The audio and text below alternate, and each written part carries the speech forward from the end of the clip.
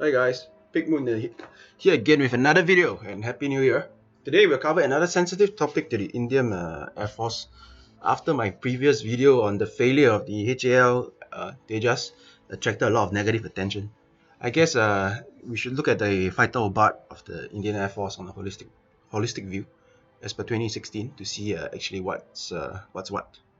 With reference to the chart courtesy of Wikipedia, we can see that the Su-30 MKI forms the bulk of the fighter obart in the IAF.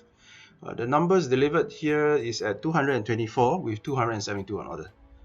Very expensive, I think, if I'm not wrong, 8 billion USD dollar upgrade program for the Sukhoi are in place, and this is to be conducted even before the last delivery of the original 272 has been completed. Looks like the Su-30 is already made obsolete by recent developments before all of them are delivered. Doesn't even it look or sound odd? Second on the list is the much covered HAL Tejas. Only 3 aircraft has been delivered, and purportedly the FOC looks uncertain with no timeline indicated at this moment. It's supposed to be 2016 December. I think let's just leave the Tejas as that, and he's been like this for the last 33 years.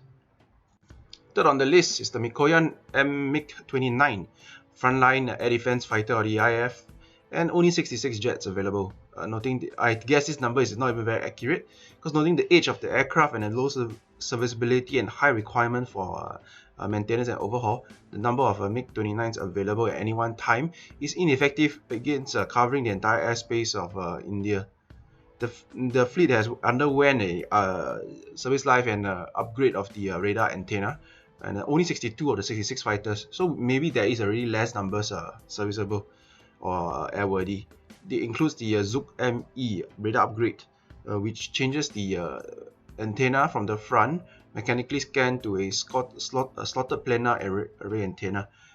This will upgrade the radar capability of the MiG-29, giving it some sort of electronic scan instead of the previous mechanical scan radar. Fourth on the list is the Dassault Mirage 2000. This fleet is primarily the strike and perhaps a nuclear strike platform for the IAF. There are at least about 50 fighters available. I guess maybe slightly lesser due to attrition and airworthiness. This is spread thin across the country. As the primary nuclear deterrent, this aircraft will be the last resort of the IAF in open conflict and will remain unused except in the nuclear role probably. Thus technically unavailable to other operations during wartime. Next, or fifth, is the CPCAT Jaguar. This aircraft type conducts the closest support operations and the low-level strike. 145 of this type is thought to be still in the inventory, and they are grossly outdated. And they were recently re-engined to extend their service life due to a lack of replacement platforms. Each of these Jaguars will show during a conflict when pitted against high-end fighters and ground-based surface-to-air missile batteries, and even I think against more modern manpads. In this kind of scenario, the Jaguar is expected to have a high attrition rate. In fact, I think extremely high. Unless it is replaced soon, it will be the Achilles heel of not just the Indian Air Force but the entire Indian Armed Forces. The other obsolete aircraft is MiG-27. This strike fighter bomber was supposed to have been supplanted by the Tejas years ago, but due to the ever longer delays and the inability by the Tejas team to provide a timeline for FOC, this old horse has been continuing her service for extended periods of time beyond her original service life.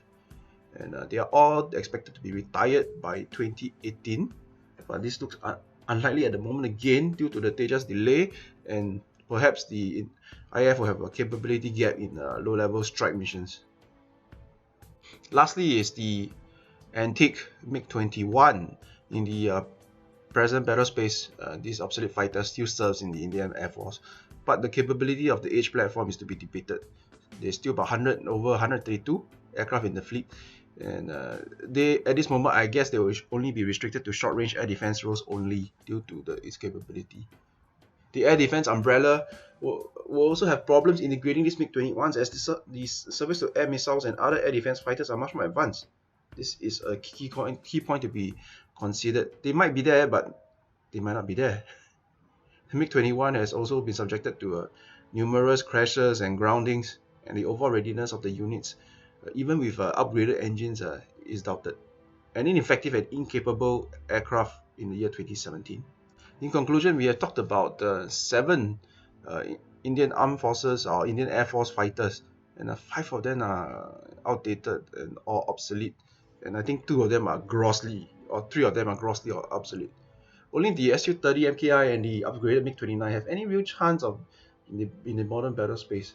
The others will be shot down rather quickly and treated by adversary fighters and surface-to-air missiles. And although the modern Su-30 MKIs and MiG-29s are backed up by the Falcon-equipped A-50 early warning aircraft, it is commonly agreed that the Indian Air Force is incapable of maintaining high-intensity air operations over extended periods of time. It might be able to barely maintain the air defense roles, but the rest of the obsolete aircraft definitely will have a high attrition rate.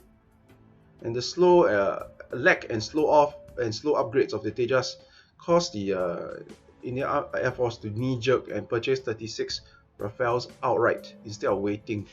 It was originally supposed to be a tech transfer and manufacturing deal, but converted to a direct purchase due to the length of time and the inability to settle on the deal. I guess 33 years from conception to only delivering 3 aircraft for the Tejas is too long a wait for any Air Force. And bear in mind that the Tejas is still overweight and underpowered. Any counter-argument that the Indian Air Force can sustain a median length of intense air operations is just plain chest thumping and untrue. At the current moment, I guess the Indian Air Force cannot afford to continue and ignore close air support low-level strike missions using obsolete aircraft. And it's their need to be able to cross service support for the Indian Army's push. The Air Force is being left behind, and the neighbors have been constantly upgrading. I guess that's for all today. Like or subscribe or add a comment at the bottom, and we can further this discussion and whether this whole thing is actually moving or not. Thanks for watching.